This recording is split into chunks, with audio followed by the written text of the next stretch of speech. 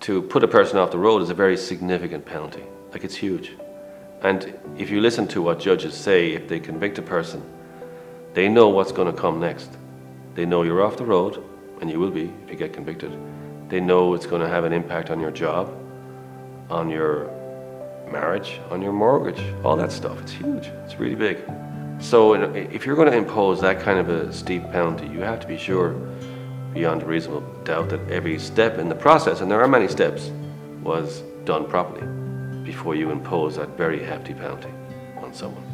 They had real concerns over there in the US, because they're big states' rights people, that, you know, if you're you're demanding a sample of someone's body, blood, like, that's an invasion of a person's privacy, their right to privacy. We're taking something from you, blood.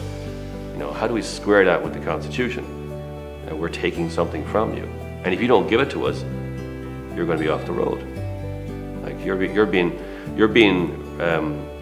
potentially be convicted for not doing something, not because you did something, like, you know, killed someone or punched someone or stole something.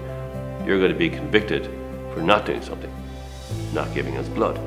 So they had to square that with, well, the public good. It was in the public good to make sure that people were protected on the roads, because back in the 20s and 30s, when the cars were flooding onto the roads in the 1920s, certainly in the UK and America, and people were being knocked down and killed all over the place. People were being drunk, and they were just drinking all day long, driving. There was no real law against it, against drink driving. But the 1930s then introduced various different road traffic acts in the UK and America to stop that.